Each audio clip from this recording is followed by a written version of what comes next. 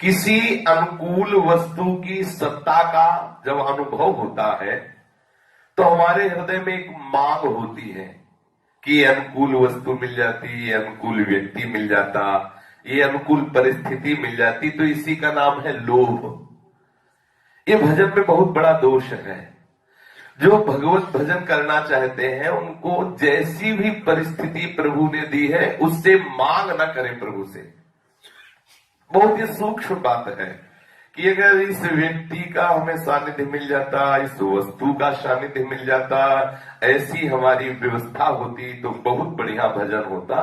बिल्कुल गलत बात, बिल्कुल गलत बात। जिस समय व्यवस्था नहीं थी तो मन कहता था अगर एक बाथरूम कहीं नजदीक हो, हमें कोई देखे ना, बस चुपचाप बाथरूम गए और पवित्र होकर फिर भजन में बैठ गए।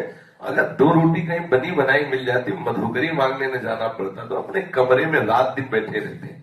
जितनी व्यवस्था की चाह थी उससे 100 गुना बढ़ के व्यवस्था है। और जो भजन की वृत्ति पहले थी वो ढूंढना पड़ता है कि वो है कहां, ढूंढने से भी नहीं मिलती। जो विरक्तता, जो तन्मयता, जो प्रभु के प्रति आर्त भाव खोजने भी नहीं मिलता। कभी साधक जिस परिस्थिति में है उससे बढ़कर परिस्थिति की मांग न करे, नहीं तो हो सकता है परिस्थिति की मांग मिल जाए, परिस्थिति बदल जाएगी। स्थिति यदि सुधारना चाहते तो परिस्थिति के सुधारने के चक्कर में मत पड़ो। तुम्हें जो परिस्थिति मिली तुम्हारे प्रीतम ने तुम्हारे योग्य दी है वो परिस्थिति, उसी परिस्थिति में भजन कर लो। हृदय से कहता हूं भजन के लिए किसी भी परिस्थिति की जरूरत नहीं। ठाकुर ने जो परिस्थिति दी बहुत मंगलमय परिस्थिति है। 12 वर्ष श्री स्नेह बिहारी के सामने एक शंकर जी का मंदिर है, वहीं एक कूड़ा वो समय से डाला जाता है पीछे अंधेरे में, वहीं बैठ के वो जब वहां जो भिक्षा मिलती और पाते ना, वो जो हृदय की दशा होती ना, एकांत अंधेरे में बैठे हुए सैकड़ों मच्छर बन कर उसमें जो प्रसाद पाते हुए जो रोना आता ना, वो एसी रूम में रोना नहीं आता, वो हीटर लगे उसमें रोना नहीं, उसमें तो याद ही नहीं आती है। उसमें तो और भी ये चटनी मिर्च संसारिकता की याद आती है। उस समय याद आता कब मिलोगे प्रभु, कब मुझ दीनहीन गरीब पर कृपा करोगे प्रभु। देखो जीवन निकला जा रहा, कब हर कवल में यही आर्त प्रार्थना होती, प्रभु मुझे तो हमसे कब मिलोगे। कभी भी परिस्थिति बदलने की मांग साधक न करे। सच्ची कहता हूं बुरा फंस जाओगे। परिस्थिति बदलने की मांग करना मानो अपनी साधना में आग लगा देना है। तुम्हें जो हरि ने परिस्थिति दी बिल्कुल ठीक परिस्थिति दी है, तुम्हारे योग्य है। ये बहुत बड़ा दोष है जो साधक परिस्थिति की अनुकूलता की मांग करता है, परिस्थिति बदलने की मांग करता है। थोड़ा हम विचार करें, क्या वो वस्तु सचमुच बिना कहे हमारे भगवान कृपा करके हमें न दे देते यदि हमारे योग्य होती? हमारे भगवान कृपा करके हमें दे देते अगर हमारे योग्य होती, हमें परमार्थ में आगे बढ़ाने वाली सहयोगी होती। क्या हमारे भगवान को ज्ञान नहीं? भगवान को यह ज्ञान नहीं कि इसको ये आवश्यक वस्तु है हम दे दे? बहुत सूक्ष्मता की बात है, ध्यान से सुनना। हम लोग यहीं फंसे हैं।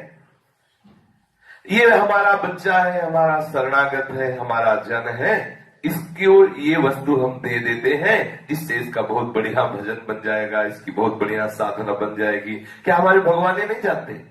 यदि वो जानते हुए हमें नहीं दे रहे तो सच्चा समझ लो कि वो हमारे भजन के नाश करने वाली मांग है जो मैं मांग रहा हूं कि हमें सुंदर व्यवस्था हो जाती, हमें एकांत मिल जाता। पक्का समझ लो जिस परिस्थिति में हो भगवान ने तुम्हारे योग्य परिस्थिति तुम्हें दी है।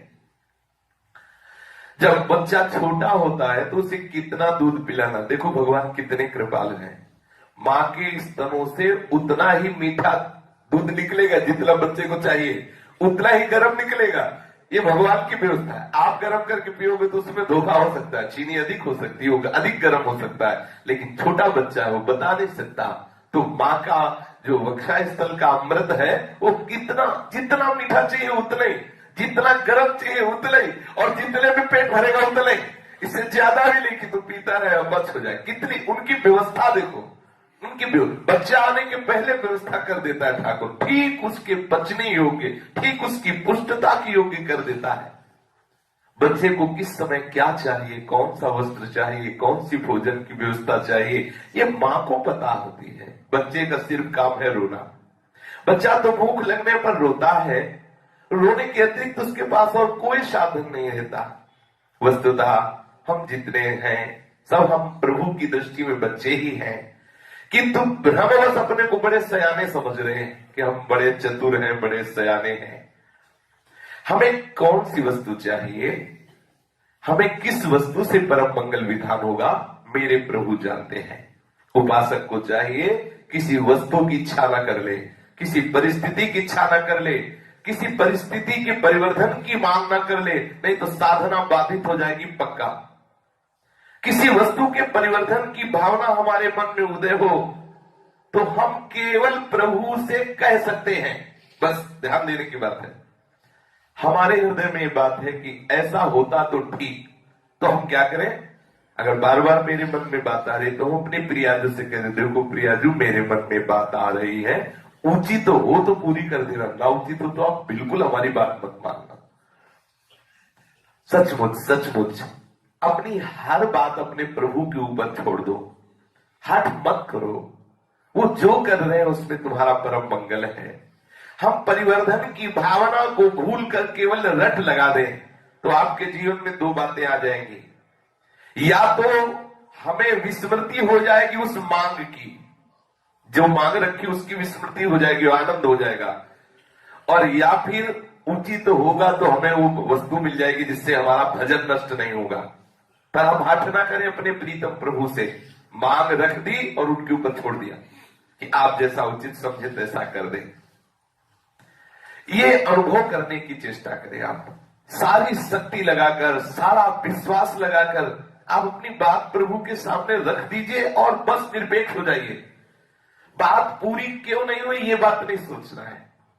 आप अपनी बात प्रभु के सामने, सबके अंदर बातें हैं, प्रभु के सामने रख देने का अधिकार है, लेकिन मनवाने का नहीं। ध्यान दीजिए, ये हो ही जाना चाहिए, नहीं रख दिया, मालिक की इच्छा जैसा उचित होगा वो कर देंगे। उसके कण कण में लौकिक या पारलौकिक जो भी बात होगी वो हमारा मंगल ही मंगल भरा है। हमारे लिए अत्यंत आवश्यक परिस्थिति है भगवान के द्वारा दी गई परिस्थिति को आदर से स्वीकार करना। हम साधक हैं, हम उपासक हैं, हमारे प्रीतम के द्वारा जो भी परिस्थिति दी गई उसको आनंद पूर्वक स्वीकार करें। हमारे प्रभु अपरिसीम करुणामय है, उन्हें ठीक पूरा पता है कि हमारे लिए कौन कौन सी परिस्थिति कब कैसी होनी चाहिए। ये साफ सोच समझकर उस परिस्थिति का पहले से ही मेरे प्रीतम ने निर्माण कर दिया है। अबोध बच्चे की तरह ठीक ठीक निर्णय जैसे जननी करती है ऐसे प्रभु करते हैं। बच्चे की मांग के नहीं अनुरूप नहीं, बच्चे की सुख के अनुरूप तद अनुरूप व्यवस्था करते हैं। इसलिए उपासक जो भी परिस्थिति आवे आनंद पूर्वक उसका स्वागत करो। वो तुम्हारे लिए परम मंगल विधान भगवान के द्वारा किया गया है।